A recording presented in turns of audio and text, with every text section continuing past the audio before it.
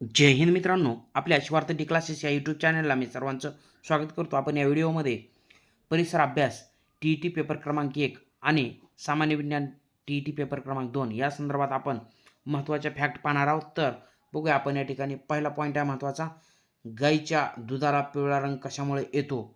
तर lactose, casein, carotene, calcium. योग्य उत्तर काय असणार आहे आपलं? तर कॅरोटीन या घटकामुळे गाईच्या दुधाला पिवळा रंग येतो. तर लक्षात घ्या, महत्त्वाचं म्हणजेच की केसिन यामुळं मात्र कोणता रंग? तर लक्षात घ्या, पांढरा रंग येतो. केसिनमुळे कोणता रंग येतो दुधाला? पांढरा रंग. आणि केसिन एक महत्त्वाचं काय असणार आहे? तर प्रथिन असणार आहे. त्याच्यानंतर पुढे बघणार आहोत, महत्त्वाचा पॉईंट असेल, वनस्पतीमध्ये खालीलपैकी कोणते जीवनसत्व नसते?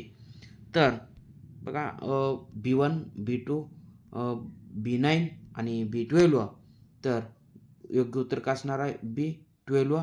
पर्याय क्रमांक 4 या प्रश्नाचं योग्य उत्तर असेल. त्याच्यानंतर पुढचा पॉईंट आहे महत्त्वाचा, बांबू हे कशाचे उदाहरण आहे? तर लक्षात घ्यायचं आपल्याला, बांबू, वृक्ष, झुडूप, वेल, गवत. तर योग्य उत्तर काय असणार आहे? पर्याय क्रमांक 4. महत्त्वाचं म्हणजे की गवत हे असणार आहे बांबू.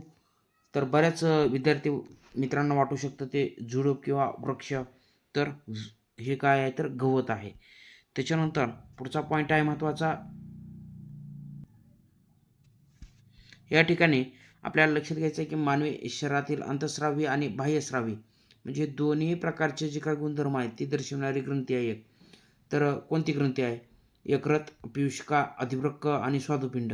तर पर्याय क्रमांक 4 या प्रश्नाचे योग्य उत्तर असणार आहे स्वादुपिंड. ही ग्रंथी अंतःस्रावी आणि बाह्यस्रावी दोन्ही गुणधर्म दर्शवते. पुढचा पॉईंट आहे महत्त्वाचा, नामशेष झालेल्या वनस्पती व प्राण्यांची माहिती कशामध्ये असते? तर लक्षात घ्यायचं आहे, black data book, red data book, green data book, yellow data book. तर पर्याय क्रमांक 2 हे या प्रश्नाचं योग्य उत्तर असणार आहे. रेड डाटा बुकमध्ये आपल्याला नामशेष झालेले जे काही वनस्पती आहेत आणि प्राणी आहेत यांची माहिती पाहायला मिळते. त्याच्यानंतर पुढचा पॉईंट आहे महत्त्वाचा, खालीलपैकी कोणत्या प्राण्याला फुफ्फुस नसते? तर लक्षात घ्या, गांडूळ, मासे, सॅलॅमँडर, वरील सर्व. तर वरील सर्व ह्या प्रश्नाचं योग्य उत्तर असणार आहे. तर बघा, गांडूळ, मासे आणि सॅलॅमँडर या प्राण्याला फुफ्फुस नसते. त्याच्यानंतर पुढचा पॉईंट आहे महत्त्वाचा, शरीरात ऑक्सिजन वहन करणारा मुख्य घटक कोणता?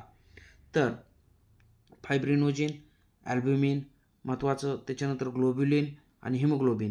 तर बघा, शरीरात जे काय ऑक्सिजन वहन करण्याचं मुख्य कार्य आहे ते हिमोग्लोबिनच्या माध्यमातून होतं. पर्याय क्रमांक 4 या प्रश्नाचं योग्य उत्तर असणार आहे. त्याच्यानंतर आणि मुख्यतः हिमोग्लोबिनचा रंग कोणत्या प्रकारचा असतो किंवा कोणता असतो? तर जांभळा रंग पाहायला मिळतो आपल्याला हिमोग्लोबिनचा. प्रश्न महत्त्वाचा बनतो. त्याच्यानंतर पुढे जाऊया आपण, खालीलपैकी उडणारा सस्तन प्राणी कोणता? किवी, वटवाघूळ, शामरंग, कांगारू. तर या ठिकाणी पर्याय 2 वटवाघूळ हे या प्रश्नाचं योग्य उत्तर असणार आहे. उडणारा सस्तन प्राणी म्हणतोय, लक्षात घ्या. किवी हा एक पक्षी आहे जो की त्याला उडता येत नाही. त्याच्यानंतर शामरग हा जगातला सर्वात मोठा पक्षी आहे आणि कांगारू हा बघा सस्तन प्राणी असणार आहे कांगारू. तर या प्रश्नाचं योग्य उत्तर काय असणार आहे आपलं? तर वटवाघूळ असणार आहे. त्याच्यानंतर पुढचा पॉईंट आहे महत्त्वाचा, कोणत्या वनस्पतीचे तेल रक्तातील कोलेस्ट्रॉलचे प्रमाण कमी करते? म्हणजे की बघा, अशी कोणती वनस्पती आहे की त्या वनस्पतीचं तेल खाण्याचा सल्ला डॉक्टर देतात आपल्याला, म्हणजेच की जे की हृदयरोगाचे पेशंट आहेत त्यांना. तीळ तीळ असेल, भुईमूग, करडई, सोयाबीन.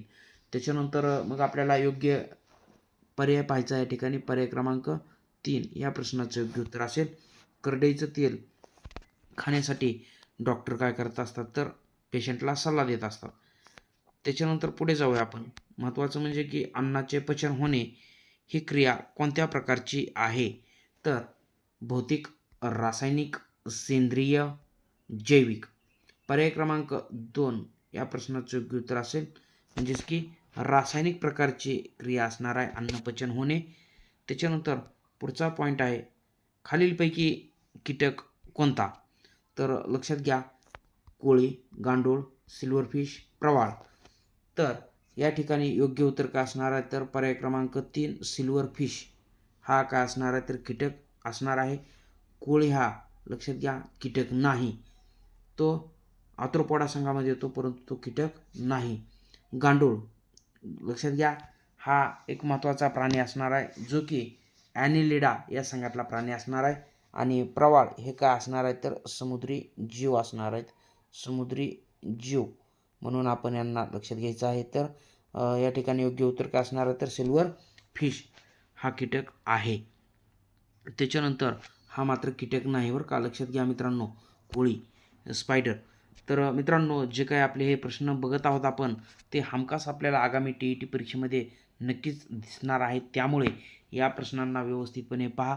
अतिसंभाव्य प्रश्न म्हणून आपण या प्रश्नांना परत व्यवस्थितपणे पाहायचा आहे. हा व्हिडिओ स्किप न करता पहा जेणेकरून आपल्याला नक्कीच फायदा होऊन जाईल. त्याच्यानंतर पुढे बघूया आपण मक्यामध्ये सर्वाधिक प्रमाणात आढळणारा घटक कोणता?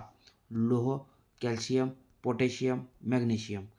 तर मक्यामध्ये सर्वाधिक प्रमाणात बघा कॅल्शियम हा घटक आपल्याला पाहायला मिळतो. IMP क्वेश्चन आहे.